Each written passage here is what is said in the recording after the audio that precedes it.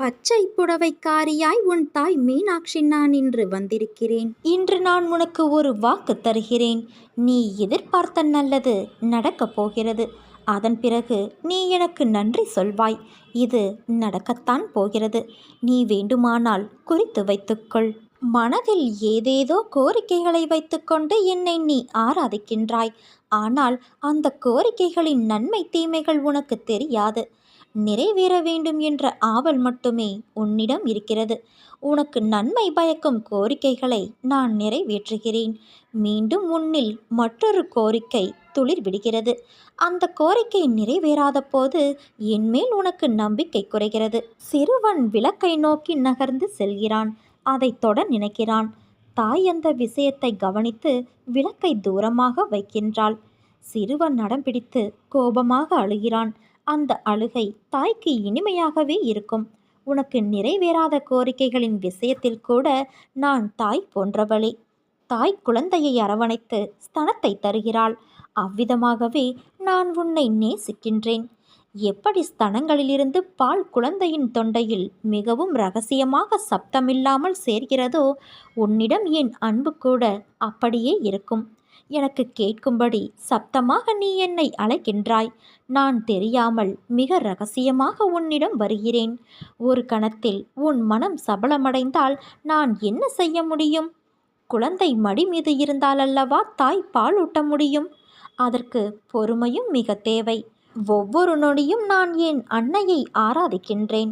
என் அன்னையின் மேல் எனக்கு ஏராளமாக விசுவாசம் உள்ளது. அன்னையின் பூஜைகளை நான் தினந்தோறும் செய்கின்றேன். இருந்த போதிலும் துக்கமும் கஷ்டங்களும் வராமல் இருப்பது இல்லை. என் கர்மாவை நானே அனுபவிக்கும் போது இந்த அன்னையை ஆராதிப்பதால் என்ன பலன் இருக்கிறது என்ற பாவம் அடிக்கடி உனக்கு தோன்றுகிறது. அப்படி பார்ப்பதை நான் சரியென்று சொல்ல முடியாது. என் அனுகிரகத்தால் இந்த பிறவியில் நீ என்னை ஆராதிக்கின்றாய், என்னை ஸ்மரிக்கின்றாய். அப்படி என்னை ஸ்மரிக்கும் அவகாசம் உனக்கு கிடைத்ததே ஒரு யோகம். நீ இப்பிறவிக்கு சாட்சி. நான் உன் பூர்வ ஜென்மங்கள் அனைத்திற்கும் சாட்சி. உன் கடந்த பிறவிகள் தீவினைகளால் நிறைந்து கர்ம ராசிகள் குன்றுகளாக சேர்ந்து இருப்பதால் அவற்றை நான் குறையும்படி செய்ய வேண்டுமல்லவா? பூர்வ ஜென்மங்களின் உன் சம்ஸ்காரமே இந்த ஜென்மத்தில் சுக துக்கங்களாக வந்து கொண்டு இருக்கும். அவற்றிற்கு நான் சாட்சி. இந்த கிரகத்தில் உனக்கு சுகம் கிடைப்பதில் சிறிது கால தாமதம் ஏற்படுகிறது. ஒன்றை மட்டும் நீ புரிந்து கொள். உன் செயல்கள் வெளிமுகமாக இருக்கிறது. ஆனால் என் செயல்களோ மறைமுகமாக இருக்கிறது. அதனால்தான் என்னுடைய லீலைகளை, நான் அளிக்கும் ஆத்மானந்த வைபவத்தை உன்னால் புரிந்து கொள்ள முடிவது இல்லை.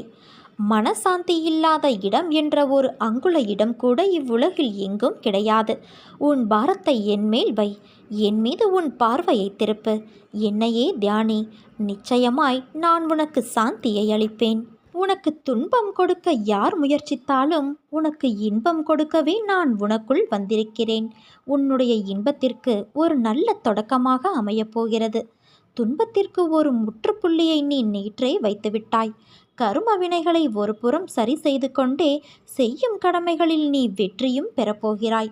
நிச்சயம் மாற்றம் வரும் நாட்களில் உனக்கு தென்படப்போகிறது.